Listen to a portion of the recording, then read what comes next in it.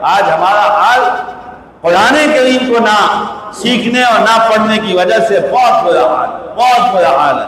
میرے محترم دوستوں اور بزرگوں، پھر میں اس پہ یوں بھی عرض کرتا رہتا ہوں، دوبارہ اس بات کو لوٹانے کا مقصد بھی یہ ہوتا ہے کچھ لوگ نئے ہوں تو ان تک بھی یہ پیغام پہنچ جائے کہ رسول اللہ نے تو خود قرآن 40 سال کے بعد پڑھا تھا۔ حضرات صحابہ میں کسی نے 60 سال میں، کسی نے 80 سال میں، کسی نے 90 سال میں، کسی نے 100 سال کے بعد قرآن پڑھا تھا، تو ہم اور آپ کی عمر ابھی گئی نہیں ہے۔ قرآن کریم کے درس میں بیٹھنا، قرآن کریم کے الفاظ کو سیکھنے کی محنت میں حصہ لے لینا ابھی بھی وقت ہے کہ آپ حصہ لے لیجئے، قرآن کریم کا پڑھنے سے آغاز کر دیجئے۔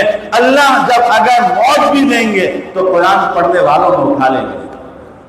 ہاں، کوئی آدمی ہارٹ پیشنٹ ہے، کوئی آدمی شوگر میں ہے، کوئی بلڈ پریشر میں ہے، کوئی بس لگ رہا ہے کہ ابھی گیا جبھی بولا قرآن شروع کر دے، قرآن کریم شروع کر دے، تو ان لوگوں کے ساتھ اٹھا لیا جائے گا کہ جن لوگوں نے قرآن شروع تو کیا تھا لیکن قرآن ابھی نازل مکمل نہیں ہوا تھا، وہ دنیا سے پہلے چلے گئے۔ تو آپ کو بھی یہ بہانہ مل جائے گا کہ میں نے بھی شروع کر دیا تھا لیکن پورا نہیں کر سکا تھا کہ موت آ کے مجھے لے گئی تھی۔ قرآن کریم کا آغاز کیجئے، قرآن کریم کے ساتھ اپنا تعلق قائم کیجئے۔ پورے دنیا کے اندر جہاں جہاں مسلمان باہر ممالک میں ہیں قرآن کریم کا اہتمام کرتے ہیں، عام سے عام آدمی خوبصورت قرآن پڑھتا ہے۔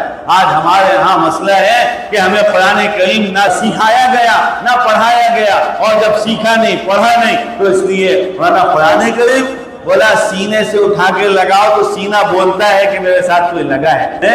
قرآن کریم سینے سے اٹھا کے لگا کے دیکھو، اور ہم کس جگہ پہ پہنچے ہیں، ہماری بدعمالیاں کہاں پہنچی ہیں کہ آج معاملات کے اندر کہ قرآن اٹھانے کی ضرورت پیش آ جائے تو لوگ کہتے ہیں نہیں یہ تو اتنے جھوٹے ہیں کہ یہ قرآن بھی اٹھا لیں گے۔ نعوذ باللہ من ذالک۔ قرآن کریم کوئی معمولی چیز ہے؟ قرآن کریم کوئی معمولی کتاب ہے؟